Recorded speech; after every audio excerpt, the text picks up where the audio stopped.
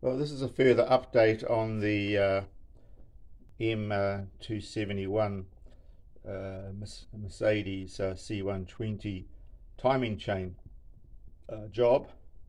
I've removed both of the cam shaft adjusters. That was very easy to do because I've locked the cam shafts in place, so there was no problem getting those off. Those bolts are undone anti-clockwise, guys. Now then, I've fitted the new slider guide down here on the tensioner side of the chain. Now when you do this, I used it's a 6mm thread in that pin, so I used a 6mm bolt, good quality bolt, okay? Don't go for anything cheap because you don't want it to break off.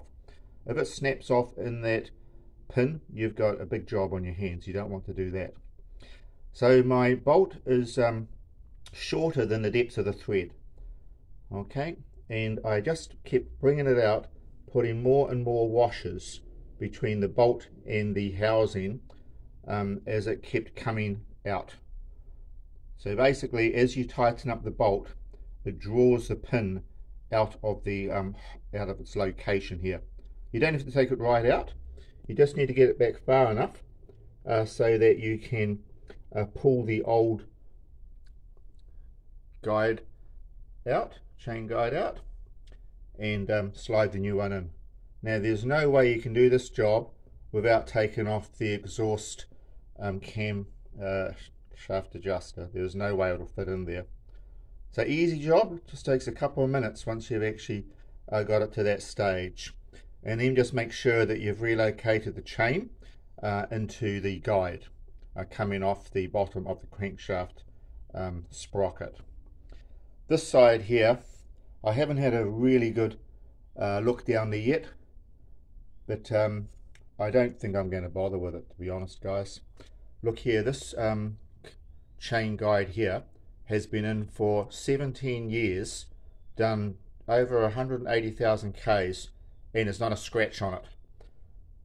So I could have actually left it in there, but this came with the kit, and so there seemed no point in not fitting it. So I can then say I've got a new tensioner guide, a new slider guide, I'll have the new chain, and I'll have the new exhaust and inlet cam adjuster phasors. And I think at that stage we should have done quite an improvement on this little engine. It should run nice and quiet, should sound tight, and really nice. So just a little update on where I am at the moment. I probably can't go much further now until my new adjusters arrive. Then I can start boxing up this end and also fit the thermostat. To remove the front hose, there's just this little clip here. Where is it? Just there. Just bring that out with your screwdriver. This just carefully comes out the front. And then I drained it into a jug. It didn't take too much. This was how much I got out. So you're not going to get a lot coming out. That then allowed me to remove my front housing. Now you will have to take this idler off. There's an idler that just bolts on there. If you don't take that idler off, you can't get one of the bolts out of the front cover, and that'll sort of slow you down. I tried to do it without taking it off, but it wouldn't have it, so I had to do that in the end. Just reposition my light. So there you go, everybody, just a little update. I'm very pleased with the progress and the way that everything is going.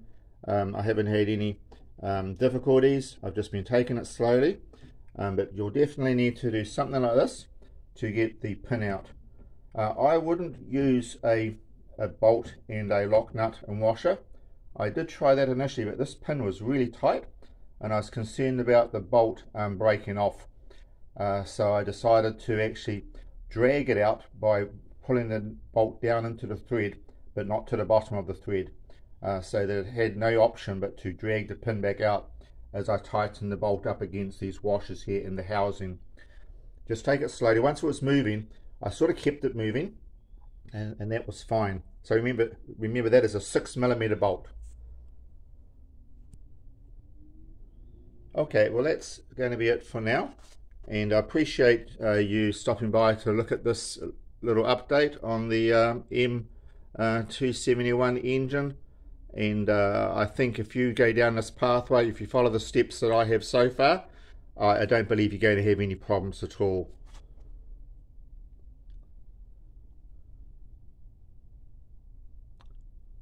I'll catch you a little bit later when I have my update. Remember to stuff plenty of rags down here. You don't want anything falling down into the timing chain region. That would be a big problem, especially if it wasn't magnetic.